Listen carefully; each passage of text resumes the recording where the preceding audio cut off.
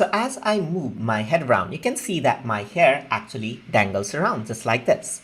So now, to understand more about dangles and draggable items, let's go on to the rig section first. So as I go on to the rig section, I can select the overall character like this, or I can select out different parts. And over here, the type of object it is actually shown in, just like that. I can go around over here, let's say on the left eye, on the right eye, and you can see that this is nothing. There's no special properties onto it. But if you were to go to hair, you can see that it is dangled. So dangle means it'll actually move around like real hair. Similarly, hair too is a dangleable item as well, just like that. So it'll move around along with the parent object. And then over here, you can see that this is the top content, the mouth, the singles, and alt right over here. And then there's the nose just like this. There's the background, there's the hair, which is dangle as well. But over here in the arm, you can see that there's a rig, and the arm over here, this part is draggable. That means whenever I record, I can use my mouse to drag around the hand. I can also go around onto the right arm and then use the draggable item right over here.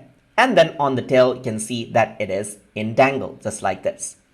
So now let's just go onto the record area right over here, and let's see how that actually works out.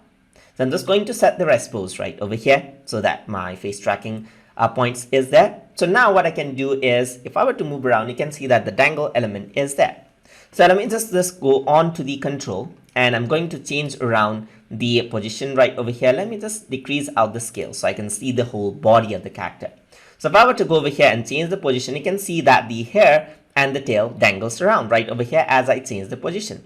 Similar thing happened when I go around with the X. You can see that the tail and everything that is dangleable dangles out just like that. So a secondary animation is added in just like that. I can go around onto the arm, and then I can use my mouse. So you can see that this is a draggable object. So I can say something like, hi, hello there. And then go over here, change around the object of the hands just like that while I'm recording. So I can simply go over here and record just like this. And then go around over here and then talk regarding it. This is just like that. So that is how you can work around with the draggable object and dangleable object inside of Character Animator. So hope you guys learned something as always. And as always, please like, comment, share, and subscribe.